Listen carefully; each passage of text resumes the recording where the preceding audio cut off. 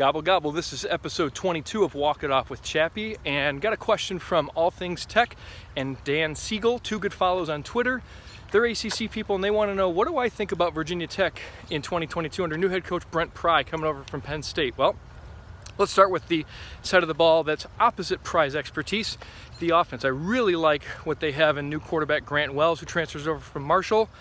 The dude can throw it and throw it well as long as he doesn't get too far inside of his own head. Helping him out is going to be a very underrated group of wide receivers. Caleb Smith, I really like Jaden Blue, who transfers over from Temple, and then Dwayne Lofton is a guy who could have a breakout season this year. And don't count out the slash guy, Connor Blumrick, who might run a little wildcat quarterback. He might take some handoffs in the backfield or on sweeps, and I think he can be a potential mismatch at tight end there. Up front, that's where they need some work.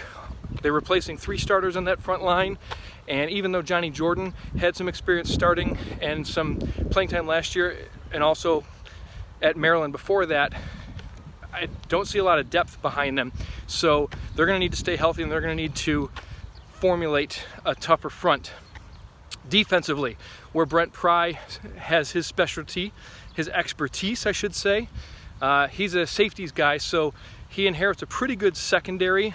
Now, they weren't great last year, but you look at the guys that he's got to work with back there, Amari Chapman, Nasir Peoples, Connor, even Breon Murray if he can get back to form.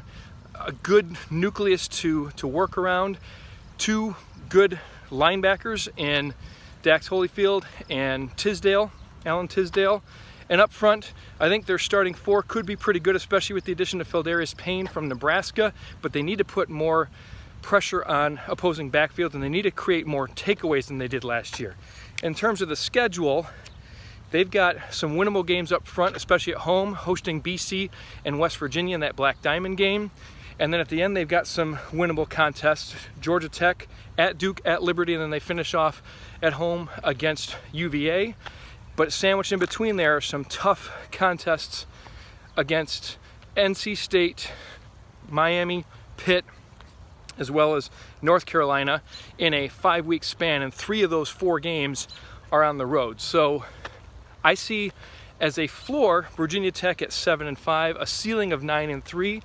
But hey, Hokie fans are going to take that because in 3 of the last 4 seasons, Justin Fuente didn't even top 6 wins. So if they can get to a 7, 8, even 9-win season in 2022, consider that a victory, consider that a big step in the right direction under new head coach Brent Pry. So tell me what you think, especially you Hokie fans, and thanks for the follow on Twitter. Spread the word.